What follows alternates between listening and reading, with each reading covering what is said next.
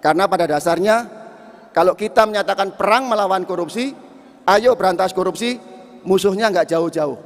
Musuhnya ada di hati kita masing-masing.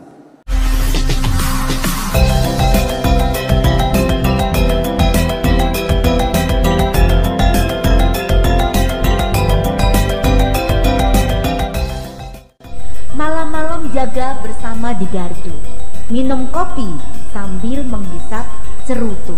Nah, ini khasnya bapak-bapak. Dengan program Desa Berdaya Kampung Madu, Desa Kemelagi semangat terus maju.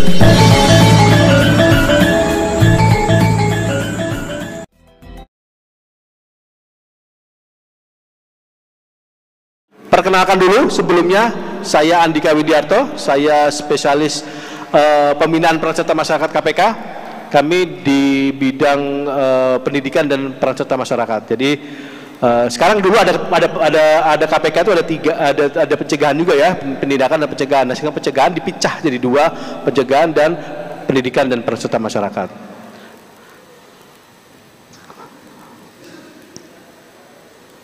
Next Mas. Ya, silakan next. Ternyata nggak nyampe ini ke sini.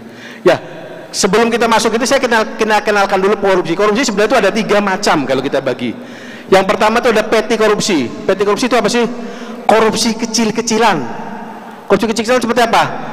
Yang paling banyak terjadi adalah seperti pungli. Kalau Bapak Ibu pungli. Ngurus surat ada uang rokok. Ngurus dokumen ada uang lelah. Bikin SIM ada uang transport, bikin perpanjang BPKB ada uang esek-esek plat nomor dan sebagainya. Nah, itulah pungli, dan itu yang terjadi banyak sekali di tempat kita, pungutan-pungutan di luar pungutan yang resmi. Ya, jadi banyak di desa itu sebenarnya ada beberapa desa yang kami datangi itu gratis, Pak. Gratis, semua layanan gratis. Tetapi saat kami survei, ternyata ada 10% masyarakat bilang bayar. Lah, itu apa gitu ya? Kok ngomongnya gratis kok bayar? Ada banyak kemungkinan. Yang pertama, perangkat desanya ngomongnya gratis tapi di belakangnya minta duit, itu bisa. Ya. Nah, atau mintalah sama-sama tahu lah ya, sudah dibantu dan sebagainya. Atau kedua, masyarakat menggunakan jasa calo untuk mengurus. Jadi ada biaya tambahan, yang biaya tambahan itu dialihkan ke calo sebenarnya, bukan ke perangkat desanya. Itu bisa jadi, ya. Atau yang terakhir itu adalah pungutan itu karena masyarakat tidak tahu, pungutan itu bukan desa yang memungut, tapi pusat sebenarnya. Contoh, ngurus tanah, BPN kan ada biaya ya, pengurusan tanah oleh BPN. Nah, itu dibebankan ke si pemilik tanah, tapi pemilik tanah nggak tahu yang membebankan siapa, desa. Mereka taunya desa, padahal bukan. Nah, itu oleh karena itu survei itu salah satu adalah indikator yang akan kami minta dalam desa anti korupsi. Nah, nanti ini yang nggak masuk, nggak tahu nih surveinya seperti apa ya. Nah, nanti akan dijelaskan oleh berikutnya. Lalu yang kedua ada grand corruption, itu lebih tinggi lagi. Karena yang bersangkutan punya kekuasaan. Kepala desa punya kekuasaan untuk mengatur keuangan desa, misalkan. Mengurus ini dia menetapkan biaya sekian. Dia untuk ngurus apa lelang, saya menyerahkan kepada saudara saya, perusahaan saudara saya dan sebagainya. Biaya saya markup dan sebagainya. Itu adalah grand corruption yang dilakukan oleh yang punya kekuasaan. Kepala desa, camat, bupati, wali kota, gubernur. Nah, itu menteri, itu sudah punya kekuasaan, atau kepala dinas. Nah, itu adalah grand corruption. Jadi mereka yang punya kuasa melakukan penyalahgunaan wewenang. Yang ada di 7 tadi, yang tadi sudah disampaikan oleh Pak Firly Bahuri, 7 termasuk kerugian keuangan negara. Kerugian keuangan negara, sisanya ada perilaku. 6 itu perilaku, gratifikasi, pemerasan, penyuapan, itu semua perilaku orang. Ya, jadi yang dari 7 tindak pidana korupsi hanya 1 yang merugikan keuangan negara. Berarti yang langsung berhubungan dengan keuangan negara. Sisanya perilaku yang secara tidak langsung merugikan keuangan negara. koruptif, misalkan tadi suap menyuap, gara-gara suap berarti ada yang dirugikan apa? Harusnya dapatnya harganya bisa murah, karena suap menyuap di markup menjadi tinggi. Agar keuangan negara juga kena kan, walaupun secara tidak langsung. Nah itu dia. Yang terakhir ada politik corruption. Politik corruption lebih tinggi lagi di tataran kebijakan. Jadi kebijakan dari awal kebijakan sudah diatur. Jadi ini hilang misalnya. Dia itu kalau misalkan grand corruption itu merugikan sekelilingnya, kalau grand corruption itu merugikan se-Indonesia, kalau political itu merugikan se-Indonesia, karena aturan undang-undang atau peraturan daerahnya itu yang dirubah. Nah itu dia. Jadi political corruption itu jauh lebih tinggi. Next, lanjut Mas Yadi. Ya, ini jenis korupsi di Indonesia yang terjadi paling banyak masih penyuapan. Jadi apa sih bedanya penyuapan, pemerasan, dan gratifikasi? Kalau penyuapan, ya misalnya saya ini vendor ya, kepada pemberi jasa, kepada dinas misalnya kan. Jika saya memberikan uang dan dinasnya tidak menerima, itu namanya masih menyuap, ya. Tapi tidak mau, berarti pasalnya baru dikenakan hanya pemberi saja, karena yang diterima tidak mau. Tapi kenapa? Enggak bisa. Ya, tapi kalau misalkan yang memberikan memberi, lalu yang menerima juga menerima, itu saya punya akhirnya. Tapi kalau kebalikannya, yang minta dari yang pemberi jasa itu pemerasan. Kalau yang memberi, kita bisa, Mas ini biayanya 1 juta misalkan, yang diminta nggak mau ngasih, itu pemerasan. Tapi kalau yang diminta, ya udah Pak 1 juta Pak, akhirnya suap menyuap. Jadi ini itu ada kesepakatan. Kalau tidak ada kesepakatan, pemerasan. Tapi kalau ada kesepakatan, penyuapan. Nah, jika hadiah, kalau gratifikasi itu adalah imbal baliknya bukan satu itu juga. Jadi ada kita tanam budi gitu ya. Saya memberikan ini, saya tiap lebaran saya berikan parcel, lalu dia ulang tahun saya berikan kado dan sebagainya gitu ya. Tiap bulan saya kirimi apa gitu.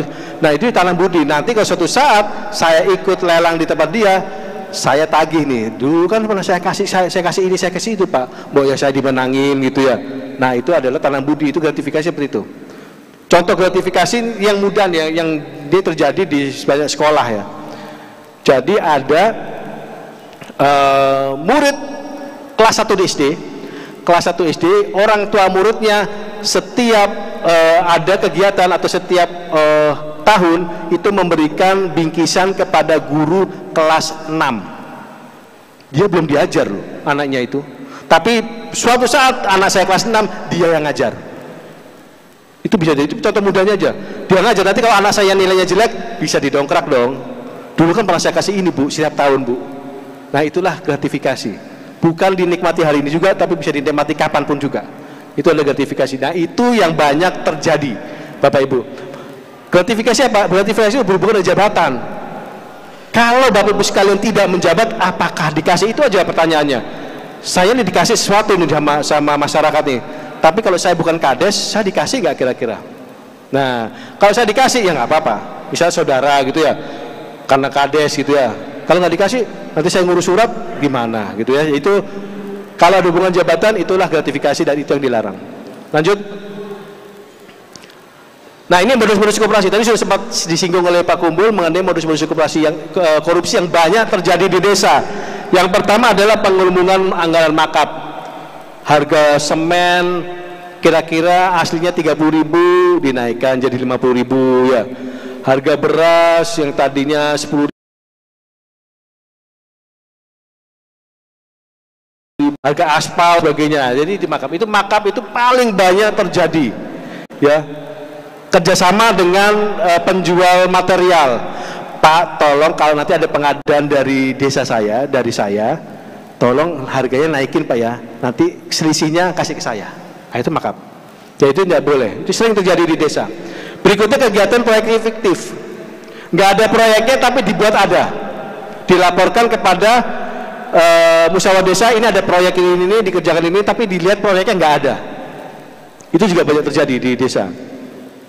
Atau proyek yang paling juga sering terjadi itu proyek memugar gapura. Gapuranya sudah bagus, dipugar, dibangun lagi. Itu penghabisan anggaran. Proyeknya dibuat ada gitu ya. Bah paling dicacat sedikit tapi dibilangnya buat baru dan sebagainya. Itu banyak terjadi. Lalu laporan fiktif. Laporan fiktif juga banyak terjadi.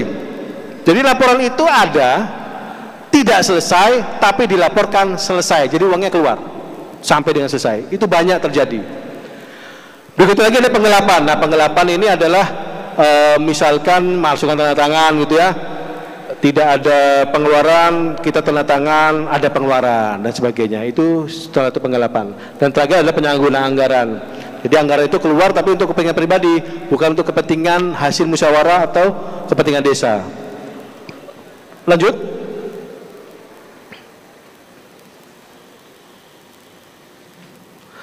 Nah, ini perilaku koruptif. Nah, dari perilaku koruptif, salah satunya adalah buat bon palsu. Stempel, nggak ada tokonya, diada-adain tokonya, stempel palsu gitu ya. Gampang, stempel kan buatnya murah ya, tapi bisa dipakai berkali-kali. Nah, itu dia stempel palsu.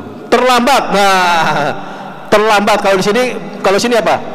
Pulang sebelum waktunya. Nah, itu juga salah satu perilaku koruptif ya. Datang terlambat, acara belum selesai udah pulang. Jadi nanti ditanyain dapat apa? Oh ini Pak, cerita saya tadi dapat ini ya. Hasilnya apa? Dari rekaman YouTube. Nah, itu salah satu Pak perilaku koruptif. Padahal nanti ada snack lagi loh ya. Berikutnya titip absen. Nah, titip absen saya rasa masih banyak terjadi kalau di desa ya. Yang terutama yang belum fingerprint itu banyak terjadi titip absen. Uang transport datang tapi orangnya nggak ada. Ya, itu banyak terjadi. Berikutnya adalah markup anggaran. Nah, markup sama seperti tadi dinaikkan tadi anggarannya, dan terakhir sharing password. Anaknya nggak masuk, sharing password, tolong buatin ya. Nah, temennya suruh buatin, dia ini saya kasih passwordnya dan sebagainya. Itu banyak terjadi perilaku koruptif, Bapak Ibu sekalian. Lanjut. Nah, kalau ditanya, Pak, kenapa sih KPK nggak pernah nangkap orang kepala desa gitu ya? Nah ini Pak, karena ada kewenangan ini kami tidak sembarangan bisa nangkap orang Pak. Yang pertama adalah harus melibatkan aparat penegak hukum, harus melibatkan polisi atau kejaksaan atau pengadilan atau KPK itu sendiri. Kalau tidak, kami tidak bisa nangkap Pak. Kedua, atau penyelenggara negara, bisa bupati, wakil bupati, ketua DPRD, wakil ketua DPRD, atau kepala-kepala dinas. Nah itu masuk. Ya, jadi penyelenggara negara. Dan ketiga adalah dan orang lain yang ada keterkaitannya. Satu lagi pasal terakhir adalah menyangkut kerugian negara minimal 1 miliar. Makanya kami nggak pernah masuk kepala desa Bapak Ibu. Kenapa? Dana desanya belum sampai 1 miliar ya. Terus masa dikorupsi semua? Kalau dikorupsi semua, desa dapat apa? Kan nggak mungkin ya. Orang dapat dana 1 miliar dikorupsi semua. Nggak ada yang ke desa sama sekali, kan nggak mungkin ya. Jelas ketahuan kalau dia pengen niat maling ya, nggak mungkin. Jadi kami nggak bisa masuk Pak. Tapi ada yang ketangkap nggak? Ada. Bupati A tertangkap karena menyalahgunakan dana desa beserta kepala desa. Bisa ketangkap kepala desanya. Karena ada bupatinya, bupati tertangkap ngikut kepala desanya karena terlibat kerjasama. Nah itu bisa dan itu banyak terjadi. Ya, jadi itu hati-hati Bapak Ibu. Walaupun atasan lihat-lihat dulu yang dilakukan itu benar atau tidak. Kalau ketahuan KPK bisa nangkep loh. Walaupun kepala desa sebenarnya bukan targetnya dari KPK. Ya jadi hati-hati. Lanjut.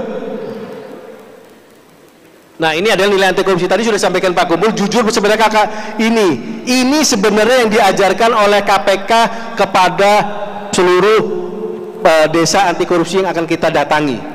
Jadi Bapak Ibu sekalian, kalau tanya desa anti korupsi sebenarnya bukan hanya korupsi uang ya, korupsi markup dan tadi ya, ini yang kita bangun di desa ya. Jadi ada jujur, mandiri, tanggung jawab, berani, sederhana, peduli, disiplin, adil, dan kerja keras. Jumat bersepeda kakak, gampang kan ngapalinnya. Nah itu yang kita ajarkan kepada Bapak Ibu sekalian. Ini yang harus dilakukan oleh desa, perangkat desa, termasuk BPD, termasuk tokoh-tokoh masyarakat dan masyarakat semuanya. Nah, itu adalah indikator inilah yang akan kita minta di desa anti korupsi. Nah, desa anti korupsi seperti apa? Nanti indikatornya akan dijelaskan lebih lanjut oleh Bu Yunifa nantinya.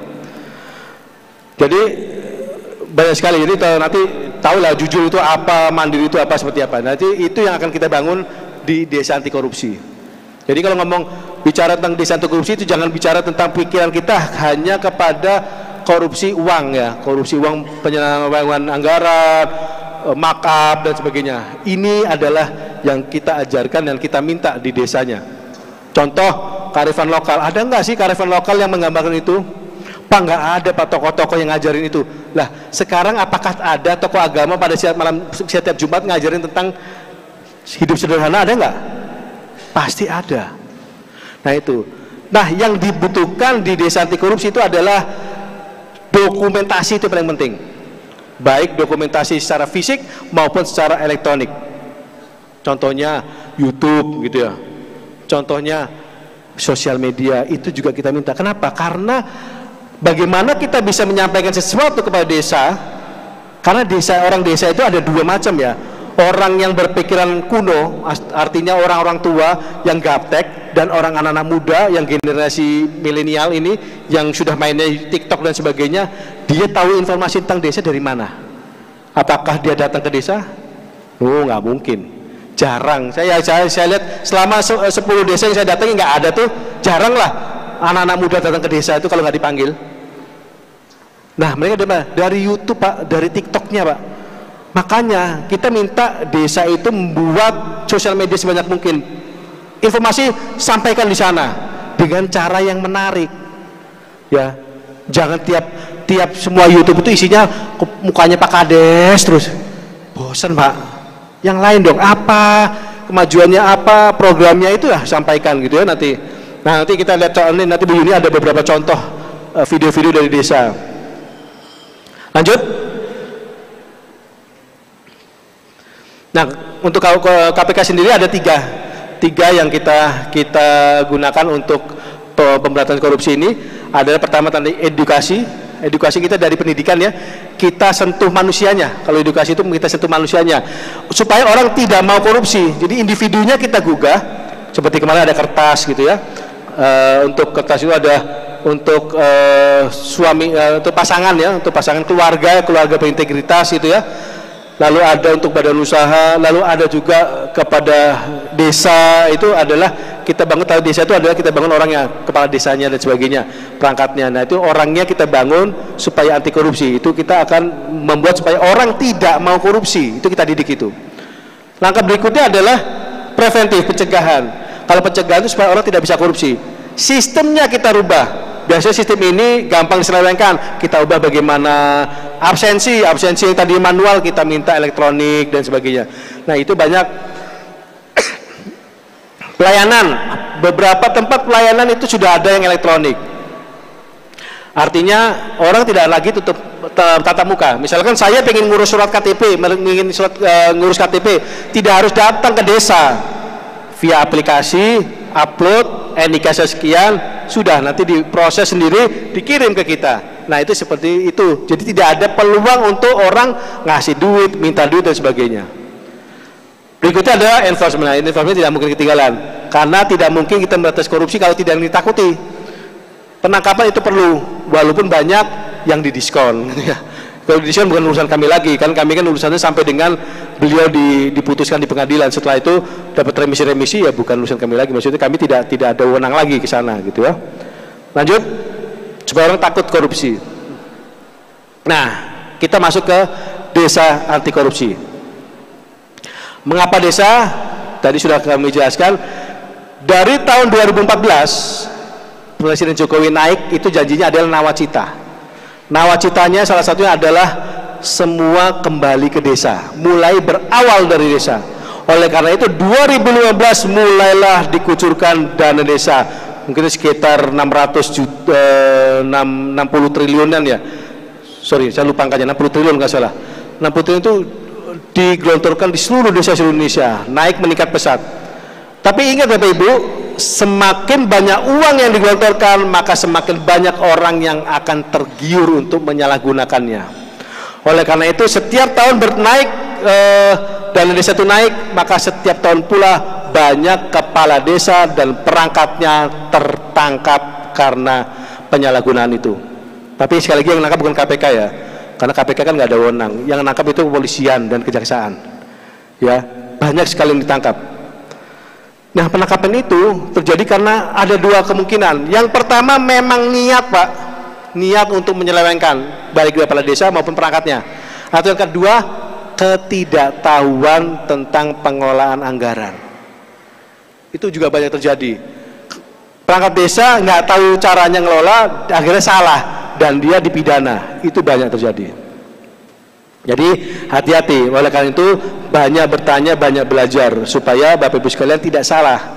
Ya, salah satunya yang kita minta itu adalah indikatornya adalah itu. Bagaimana semuanya itu administrasinya seperti apa? Nah, itu kita minta. Lanjut. Nah, ini adalah kendala yang kami terjadi. Ini selama kami tahun ini kami melakukan bimbingan teknis dan monitoring dan evaluasi yang ada di desa. Jadi ada beberapa kendala yang sering terjadi. Pertama adalah masih rendahnya transparansi pemerintah desa terhadap jumlah anggaran desa Nikola. Jadi banyak desa itu tidak mau ngasih tahu berapa sih duitnya, dana desa itu berapa, IDD-nya berapa, tidak ngasih tahu. Itu banyak, Pak. Jadi masyarakat itu kalau ditanya tahu nggak dana desa yang diterima, nggak tahu. Buat apa aja tahu nggak? Nggak tahu. Ini jalan yang bangun siapa? Pemda atau desa? Nggak tahu. Itu banyak. Nah, ini sering terjadi yang banyak kami temui pada saat kami kunjungan di lapangan tahun ini. Yang kedua, rendahnya partisipasi masyarakat desa dalam mengawasi APBDes. Nah, ini juga banyak terjadi. Jadi masyarakat itu tidak mau tahu tentang APBDes, tidak mau ikut rebuk. Kalau ada musdes nggak datang, atau yang diundang orangnya itu aja. Jadi ada kemungkinan yang ngundang itu memang sengaja yang diundang itu aja, atau memang yang diundang nggak pernah mau datang, yang datang itu aja. Nah, itu jadi, itu banyak terjadi. Jadi pas pada saat yang nggak datang ditanyain nggak tahu. Pak, saya pengen bangun ini Pak, tapi saya nggak pernah dikasih Pak. Datang ke musdes nggak pernah Pak. Nah, terus ngasih taunya kapan gitu ya? Ya saya ngirim surat aja Pak ke Pak Kades, atau saya WA Pak Kades. WA nggak akan terlalu didengar kalau misalkan kita tidak mengaspirasikan pada saat musyawarah desa dan dimasukkan ke dalam notulennya gitu ya, supaya itu masuk gitu ya dan diperjuangkan dan akhirnya disepakati, disetujui. Nah, itu kalau tidak disetujui nggak mungkin, susah kita bisa masukkan program kita ya. Karena saya ada datang di satu desa, saya lupa desa mana. Setiap 17-an itu ada kegiatan. Setiap ada peringatan, misalnya 17-an, Hari Sumpah Pemuda, hari apapun ya, itu ada perlombaan. Perlombaan itu minta dana dari desa, dan desa itu tidak menyediakan dananya karena tidak dianggarkan. Akhirnya kepala desa pakai duit sendiri. Nah, itu tidak boleh terjadi, Bapak Ibu. Kenapa? Karena tidak, masyarakat yang biasa ikut yang mengadakan panitia-panitia itu tidak dilibatkan pada saat musyawarah desa. Harusnya dilibatkan, mereka diminta untuk buat program, buat proposal. Tahun ini mau ngapain aja.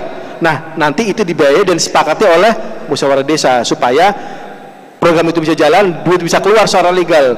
Tidak usah pakai duit dari kantongnya kepala desa. Kepala desa bukan sultan tuh ya. Maksudnya semuanya dikit-dikit kepala desa nyumbang. Sebanyak apa gitu duit kepala desa kalau tiap tahun ada nyumbang, tiap tahun ada acara besar-besar gitu ya. Repot, nanti hadiahnya dari siapa gitu. Yang ketiga, terbatasnya anggaran dan sumber daya manusia pemerintah daerah untuk pengawasan APBDes. Jadi saya nggak tahu Jawa Timur ya. Di beberapa daerah itu banyak terjadi inspektorat kabupaten itu melakukan audit di desa itu 3 tahun sekali, 4 tahun sekali, 5 tahun sekali gitu. Kalau di Jawa Timur berapa tahun sekali ya? Ada setahun sekali?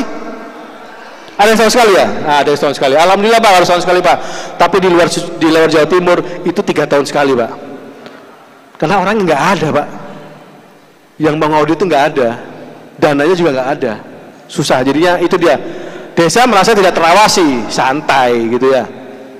BPKP berapa tahun sekali Pak? Ada yang pernah diperiksa di BPKP? Ada ya? Tapi jarang ya. BPKP kan seluruh Indonesia ya. Oh Bapak ya, saya satu BPKP.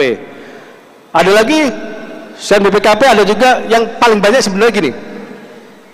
BPD itu tugasnya dia mengawasi, tapi banyak BPD yang tidak pernah bikin laporan tentang pengawasannya. Itu banyak. Jadi apa yang diawasi nggak ngerti, terima duit aja pokoknya, makan gaji buta gitu ya. Itu banyak terjadi. Harusnya ada BPD itu kasih masukan, buatlah laporan, kasih masukan ke desa, nanti desa apa yang perlu diperbaiki dan sebagainya. Jadi ada perbaikan, nggak cuma tiba-tiba datang ngomel-ngomel gitu, tiba-tiba datang dan sebagainya. Itu banyak terjadi yang kami temui.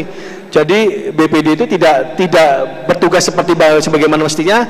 Dia hanya datang sebagai pemadam kebakaran. Ada kesalahan ngompor-ngompori gitu ya, ada kesalahan ngompor-ngompor, tapi tidak ada pencegahannya. Jadi seharusnya dia ngasih tahu, Pak sebenarnya jangan gini, nanti begini gitu. Harusnya itu yang dilakukan, dan itu tidak banyak yang tidak dilakukan. Yang keempat adalah minimnya sarana penyalurkan pendapat, pengaduan. Jadi kalau ada masyarakat ingin mengadu, itu banyak yang nggak tahu tempatnya di mana ngadu. Tidak ada pernah ngelihat nomor pengaduan ada di mana sih, berapa sih. Desa itu punya nomor WA enggak? Desa itu punya nomor telepon enggak? Punya email enggak? Enggak tahu Pak. Itu banyak. Datang ke kantor desa tidak ada kotak pengaduan, enggak ada juga. Tuh saya mau ngadu kemana? WA-nya Pak Kades. Malu saya kalau tanya Pak Kades WA-nya berapa gitu ya. Ya kalau Pak Kadesnya sering keliling itu nggak apa-apa. Kalau Pak Kadesnya nggak pernah keliling, kan nggak kenal juga. Bagaimana saya bisa ngadu dan sebagainya. Itu banyak sekali terjadi, akhirnya masyarakat gerundel. Dan desa pun tidak tahu apa yang harus dilakukan dengan dana desanya gitu. Nah itu banyak terjadi. Akhirnya ya tadi itu, gapura bagus dirusak dibagusin lagi gitu. Gapura bagus dirusak dibagusin lagi. Buat apa gitu ya. Tidak penting gitu, tapi karena nggak tahu kepada desa mau dibuat apa, masyarakat juga nggak mau ngasih tahu dia butuh apa gitu. Nah itu banyak terjadi. Yang kelima adalah minimnya aturan pengelolaan benturan kepentingan dan gratifikasi. Nah ini banyak sekali penerimaan gratifikasi di desa atau benturan kepentingan di desa, tapi tidak pernah tahu apakah itu boleh atau tidak. Ya contoh, saya kepala desa. Adik saya sebagai sekretaris desa, ponakan saya sebagai kaur. Nah, itu boleh nggak? Boleh ya? Boleh. Yakin? Ada aturannya nggak? Ada aturannya nggak? Di desa ada aturannya nggak?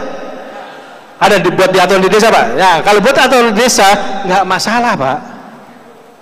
Yang nggak boleh itu apabila nanti kita ada pekerjaan dan melibatkan dia sebagai pemberi jasa dan saya sebagai penerima jasa, atau kebalikannya, saya sebagai pemberi jasa, adik saya sebagai penerima jasa, itu nggak boleh, karena itu ada coy.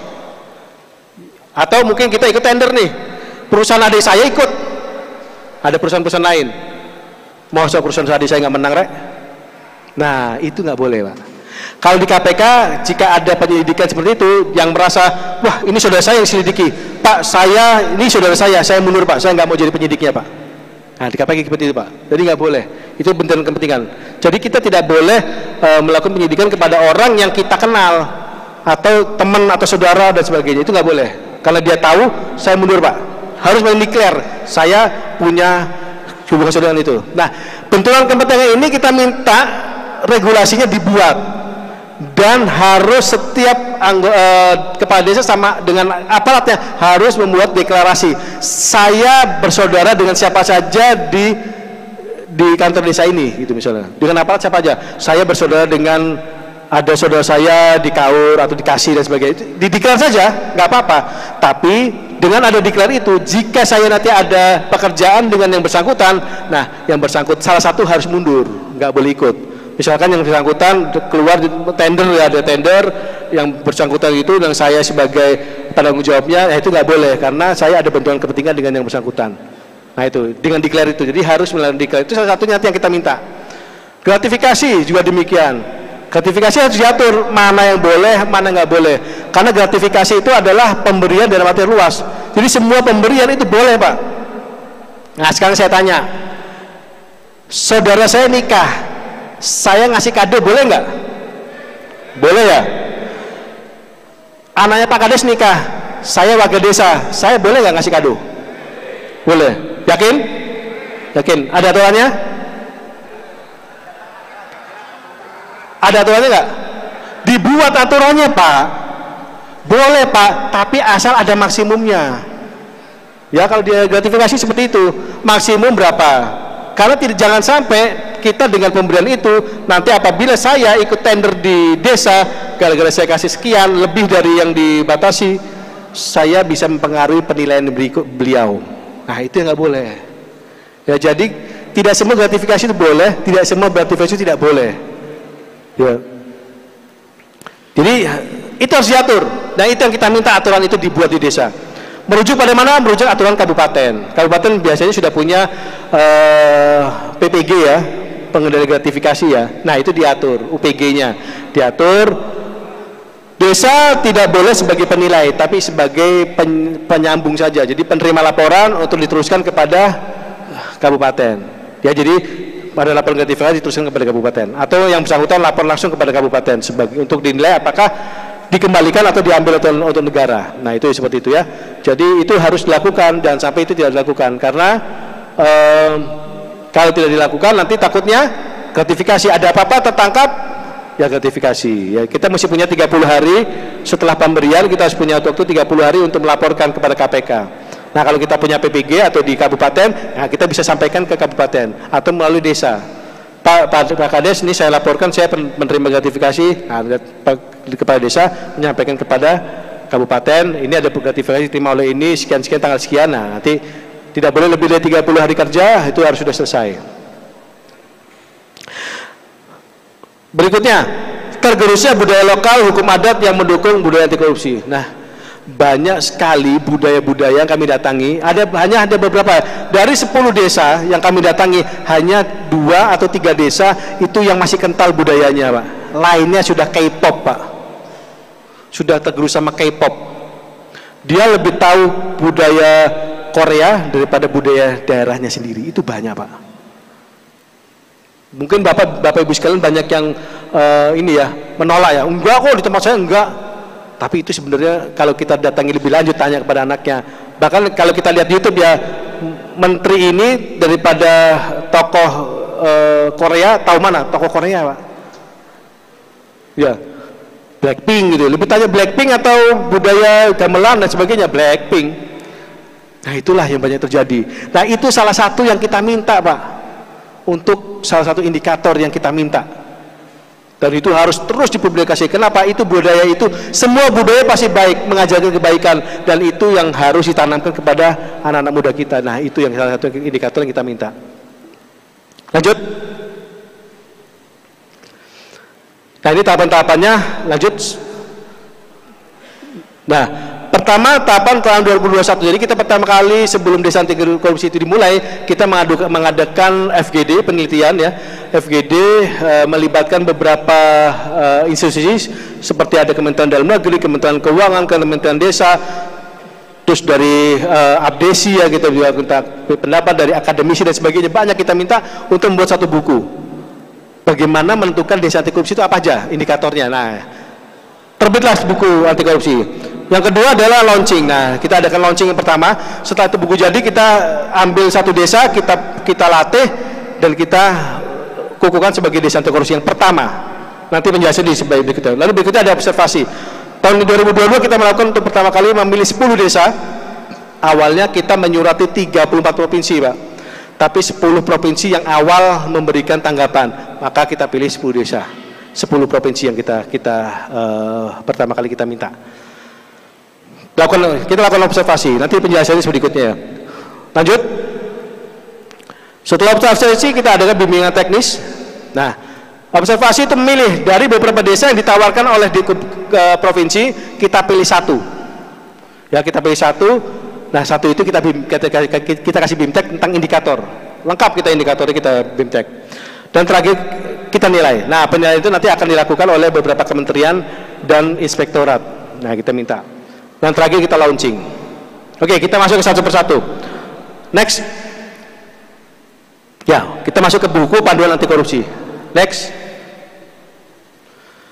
Ini bukunya, buku desa anti korupsi ini bisa di-download pakai QR code-nya, bisa ini ya, di apa namanya, di scan. Sebentar. Hah? Oh iya, di baru mau. Ya, ini bisa di scan. Ya, lanjut. Nah, ini pihak-pihak yang terlibat, Pak, mana pembuatan buku, Pak. Ada banyak, ada sebenarnya 14 atau 15 tim yang kita minta. Jadi buku ini belum sempurna, Bapak Ibu. Jadi butuh masukan juga. Tiap tahun akan kami sempurnakan. Tapi minimal pada saat kita membuat buku ini ada 15 pihak yang terlibat. Dari Kementerian, dari KPK, Kemendagri, Desa dan sebagainya. Lanjut. Yang kedua adalah launching. Pertama, percontohan desa anti korupsi. Lanjut. Nah, desa anti korupsi itu adalah dilakukan pertama kali tanggal 1 Desember 2021 di Desa Panggung-Harjo, Yogyakarta. Dia sebagai desa yang pertama kita pilih sebagai desa anti korupsi, dan dihadiri, dibuka, di launching oleh pimpinan KPK, lalu ada juga Gubernur Yogyakarta dan Menteri Desa hadir di sana pada saat itu. Lanjut. Ini ada video launching. Nggak cukup ya saya waktunya kalau misalnya style videonya ya.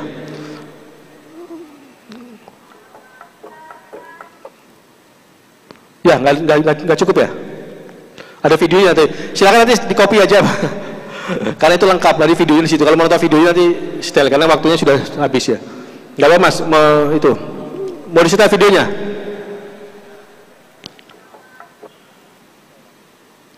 Itu sebenarnya langsung skip, langsung lanjut aja Mas, gak usah dipencet-pencet lagi, itu langsung biasanya. Sudah saya nggak jalan. Ada playnya nggak?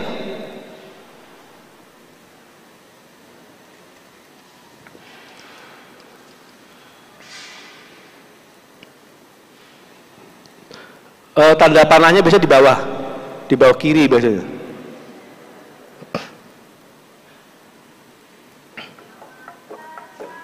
Di kiri bawah itu ada, nah itu sudah jalan. Sebenarnya masih pencet-pencet lagi. Setelah halaman sebelumnya, next itu sudah langsung jalan videonya. Diamin aja dulu. Tadi udah jalan tadi. Kalau nggak jalan, skip aja Mas. Nanti kita setel aja. Karena masih ada materi berikutnya. Ya, next. Yang ketiga, observasi ya. Next. Ya. Tahun 2022 ini kita melakukan observasi ke 26 desa di 10 provinsi dan menentukan untuk menjadi 10 desa. Next saja Mas yang tadi. Nah, jadi kita pilih di 10 desa. Jadi observasi itu apa yang kita observasi? Next. Apa yang kita nilai di observasi tersebut? Nah, ini yang lakukan apa nanti kita lihat. Yang pertama adalah pembunuhan indikator. Jadi semua desa kita tanyain, 15 indikator kita tanya satu-satu.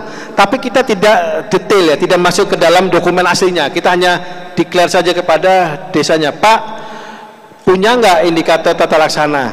Pak, punya nggak pengawasan ini? Pak, punya nggak dokumen konflik kepentingan? Ya, apakah punya perdes tentang konflik kepentingan, apakah punya perdes tentang gratifikasi dan sebagainya? Itu kita tanyain. Ya, jadi nilainya itu sekian. Berapa? Kemarin penilaian kami, nilai terendah dari penilaian itu adalah sekitar 35-an. Nilai terendah dari 100 ya. Tertinggi 95. Ada yang sudah sampai 95, Pak. Desa di Banyu Biru, Semarang, itu nilainya 95. Tapi setelah kita melakukan monitoring dan evaluasi berikutnya, kita minta detail, nilainya turun jadi 60. 60 Pak, nilainya Pak turun Pak, dari 95. Karena kita minta detail. Ini mana buktinya? Oh belum Pak, oh masih draft Pak dan sebagainya. Akhirnya turun 60. Ya, itu salah satu itu kita minta. Indikator desanya. Kita lihat satu persatu nih. Kita tanyain salisan. Yang kedua, kita datang ke masyarakat nih. Kira-kira ada nggak dukungan masyarakat? Ada desa yang kita datangi, kepala desa, perangkat desanya oke Pak, semangat Pak. Warga desanya pada nggak mau datang, males atau nggak ada. Itu banyak ada Pak yang kita datangi. Gagal gugur. Karena percuma kita melakukan desa anti korupsi tapi tidak ada dukungan dari masyarakat, itu percuma. Ada masyarakat yang semangat, perangkat desanya malas. Nah, itu ada juga. Kepala desa semangat sendiri, anak buahnya malas, nggak ada gunanya juga kepala desa itu gitu ya. Mau ngapain dia? Masyarakatnya semangat, tapi perangkat desanya malas, nggak ada gunanya juga. Jadi dukungan masyarakat, Pemda. Nah, ada juga yang masyarakatnya semangat, ya, masyarakat semangat, terus aparatnya semangat, Pemdanya nggak mau dukung, Pak. Dipanggil meeting aja nggak mau, itu ada, Pak. Ya, gimana desa mau maju kalau Pemdanya nggak dukung gitu ya, dinasnya nggak dukung, itu ada. Lalu sarana dan prasarana desa, ada desa yang kami datangi, dia menang beberapa lomba, Pak, tapi saat kami datang ke lapangan, jalan desanya itu rusak semua, Pak. Nah, kami bertanya akhirnya, ini dana desa dibuat apa sebenarnya? Kenapa jalannya itu pada rusak? Akhirnya nggak kami loloskan, Pak. Nilainya bagus, Pak, nilainya, tapi nggak kami loloskan. Kenapa? Karena jalannya rusak. Terus mau selama ini dana desa buat apa? Jalan kecil ya, bukan jalan kabupaten ya, jalan desa loh ya. Itu batu-batu dan sebagainya, lumpur dan sebagainya loh. Selama ini dana desa buat apa ya? Kita nggak menggali lebih jauh, coba kita bertanya aja, ini dana desa buat apa? Kantor desa bagus, tapi jalannya jelek. Nah, itu buat apa dana desa itu? Nah, masyarakat nikmati apa gitu ya dari dana desa itu? Itu gugur akhirnya. Nah, BLT semua, maksudnya 100% BLT kan nggak mungkin, Pak. Miskin semua. Karena yang dari provinsi usulan provinsi tidak mungkin semuanya miskin, Pak. Pasti yang terbaik kan ya. Nah, terbaik aja begitu gitu ya. Berikutnya, tidak ada kepala desa atau perangkat desa yang terlibat korupsi. Nah, itu yang harus kita minta. Kami minta 3 tahun terakhir tidak ada perangkat desa atau kepala desa yang terlibat dari korupsi. Ini benar korupsi ya, bukan atau tindak pidana lah, apapun itu. Ada yang terlibat pidana asusila gitu ya. Ada tindak pidana macam-macam lah. Caranya bagaimana kita tahu? Kita nggak lihat langsung, kita akan cek di Mbah Google. Mbah Google ada nggak? Desa ini korupsi, kita cek. Desa ini korupsi. Kalau dia muncul korupsi satu aja tahun 2021, udah gugur. Ada penggelapan uang oleh aparat desa ini, udah gugur sudah. Jadi itu yang kita minta. Dari salah satu kita minta adalah Mbah Google itu kita minta. Termasuk kita minta dari inspektorat apakah ada pengaduan dari desa itu, dan kita minta juga kepada KPK apakah ada pengaduan tentang desa itu. Kalau tidak ada, maka itu lolos. Dan terakhir adalah tidak ada berita negatif. Nah, berita negatif dari desa itu dia. Nah, kita minta ada nggak berita negatif dari desa itu? Kalau ada, gugur. Ya, itu ada beberapa indikator yang kita minta. Jadi tidak hanya serta-merta di indikator itu ya, semuanya itu. Jadi kita harus minta itu. Jadi bisa gugur, Pak. Bahkan jika ada yang sudah terpilih, ternyata tahun depan ada ketangkap korupsi, maka kita batalkan desa anti korupsi itu. Karena kita di sini minta bukan sebagai desa anti korupsi, sebagai percontohan, Pak, desa anti korupsi di kabupatennya. Jadi kalau Bapak sebagai percontohan dan itu terlibat korupsi, masa yang nyontohi aja korupsi, lah yang dicontohi bagaimana gitu. Nah, itu pasti akan kami gugurkan. Tapi kalau tidak, nanti kita terpilih, maka seluruh desa yang ada di kabupaten itu harus belajar di desa itu. Makanya kami minta nanti satu desa, satu kabupaten. Yang itu akan kita latih dan kita nilai. Kalau itu berhasil lolos, maka itu akan kita pilih sebagai percontohan di kabupaten tersebut. Ya. Nanti dari 30 kabupaten kota kita pilih satu masing-masing kabupaten. Jika nanti penilaian ternyata nggak sampai 30, semua 10 yang lulus, maka 10 saja yang kita lakukan sebagai desa anti korupsi. Di percontohan di Jawa Timur. Jadi tidak ada desa lagi. Kami salah satu desa yang kami latih di sini adalah di Jawa Timur itu di Desa Sukojati, nah, desa Pak Kades tuh. Tapi kalau ternyata nggak lulus, ya kami batalkan. Jadi tidak harus lulus, nggak bisa nggak. Karena tidak mungkin kita ngajarin orang tapi kita sendiri nggak lulus, kan nggak mungkin. Tapi sejauh ini nilainya sudah alhamdulillah sudah bagus kok. Tapi kita belum nilai, karena yang nilai nanti dari kementerian dan sebagainya ya. Berikutnya, lanjut. Videonya skip aja videonya ya, nanti kita nonton bareng-bareng setelah acara ini. Atau nonton dulu, ya bolehlah.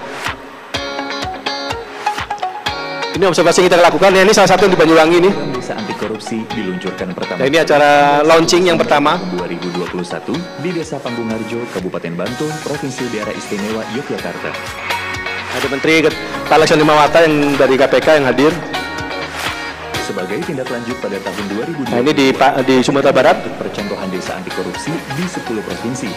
Kebetulan saya yang mengatakan observasi di Sumatera Barat. Ini Desa Mungguk di Kalimantan Barat. Observasi dilakukan. Kepala desanya Cibiruwetan di Bandung. Desa percontohan anti korupsi. Banyu Biru di Semarang. Sukojati di Jawa Timur. Ini di Bali. Ini di Nusa Tenggara Barat. Ini Nusa Tenggara Timur. Dan terakhir di Sulawesi Selatan. Nah, itu kita lakukan yang akan menjadi 10 desa. di tahun 2022. 1. Desa Kamanghilia, Kecamatan Kamangmagek, Kabupaten Agam, Provinsi Sumatera Barat. 2. Desa Hanura, Kecamatan Teluk Pandan, Kabupaten Pesawaran, Provinsi Lampung. 3. Desa Mungguk, Kecamatan Sekadau Hilir, Kabupaten Sekadau, Provinsi Kalimantan Barat. 4. Desa Cibiruwetan, Kecamatan Cileunyi, Kabupaten Bandung, Provinsi Jawa Barat. 5. Desa Banyu Biru, Kecamatan Banyu Biru, Kabupaten Semarang, Provinsi Jawa Tengah. 6. Desa Sukojati, Kecamatan Belimbing Sari, Kabupaten Banyuwangi, Provinsi Jawa Timur. 7. Desa Kutu, Kecamatan Kuta Selatan, Kabupaten Badung, Provinsi Bali. 8. Desa Kumbang, Kecamatan Masbagi, Kabupaten Lombok Timur, Provinsi Nusa Tenggara Barat. 9. Desa Detusoko Barat, Kecamatan Detusoko, Kabupaten Ende, Provinsi Nusa Tenggara Timur. 10. Desa Pakato, Kecamatan Banto Maranu, Kabupaten Goa, Provinsi Sulawesi Selatan. Jadi ini 10 bendera desa ya. Oke, lanjut. Keempat adalah bimbingan teknis. Nah, bimbingan teknis kita lakukan bimbingan teknis kepada 4 kelompok. Lanjut ya, lanjut. 4 kelompok di desa tersebut. Nah, kemarin kita melakukan 4 kelompok di desa-desanya. Lanjut aja, Mas. Lanjut. Ini narasumbernya, ada 4 narasumber dari KPK, dari Kementerian Desa, Kementerian Dalam Negeri, dan ada konsultan yang membuat buku Desa Anti Korupsi. Lanjut. Nah, ini ada pesertanya. Jadi kami ada 4 kelas yang kami adakan. Yang pertama kepada perangkat desa, BPD, Babinkamtibmas, kami melakukan bimbingan teknis. Yang kedua kepada Toga Thomas Todat, tokoh agama, tokoh masyarakat, tokoh adat, kita lakukan bimbingan teknis sendiri. Tokoh pemuda kita lakukan bimbingan teknis, dan tokoh perempuan. Jadi selama 2 hari kita lakukan bimbingan teknis ke 4 kelas. Jadi kita lakukan itu. Jadi semuanya, kenapa? Karena kita tidak mau program desa anti korupsi atau indikator desa anti korupsi hanya diketahui oleh kepala desa. Masyarakat juga harus tahu. Kenapa? Masyarakat juga ikut terlibat dalam desa anti korupsi ini. Jadi mereka tahu, oh ini harus saya bantu, ini apa yang bisa saya bantu kepada masyarakat ini, kepada desa ini supaya bisa terpilih dan sebagainya. Makanya kita latih. Lanjut.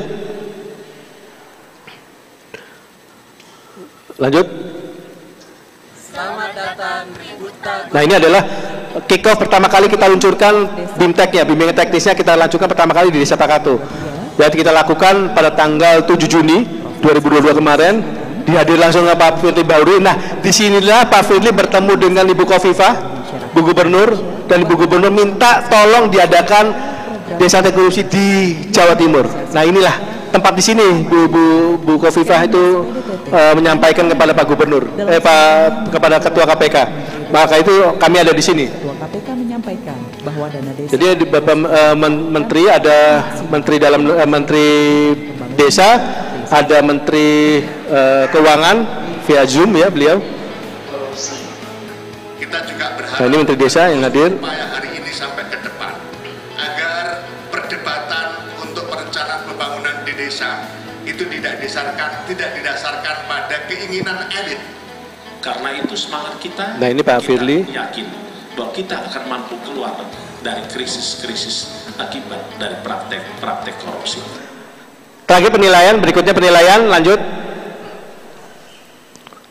Nah, penilaian itu ada beberapa tahap. Yang pertama, next. Ya, ada 5 indikator yang akan kami nilai dengan 18 sub-indikator. Tim penilainya nanti akan datang. Pertama adalah KPK RI, yang kedua Inspektorat dari Kementerian Desa, ketiga Inspektorat dari Kemendagri, keempat Inspektorat dari Kementerian Keuangan, kelima Inspektorat Provinsi, ke-6 inspektor kabupaten, dan ke-7 adalah konsultan. Jadi itu yang akan menilai. Jadi selama ini kami Monef, kami yang menilai sendiri. Tapi apakah kepala saya sama dengan yang ada di kementerian? Belum tentu. Maka bagi saya lulus, belum tentu desa yang lain lulus. Dari yang lain meluluskan. Jadi kita minta nilai minimal adalah 90, itu lulus. Tapi yang kita minta ke desa yang kami latih itu harus 100, Pak. Jadi kalau meleset masih ada 90-an lah ya. Masuk 100 meleset 50 kan nggak mungkin ya. Jadi minimal itu turun-turunnya nggak sampai 10 lah. Jadi 95, 96 gitu ya. Maka kami targetkan adalah 100. Lanjut. Yang keenam adalah launching. Nah, launching ini kapan? Next. Ya, tadi launching itu kita adakan nanti di bulan November. Ya, kita pertengahan November.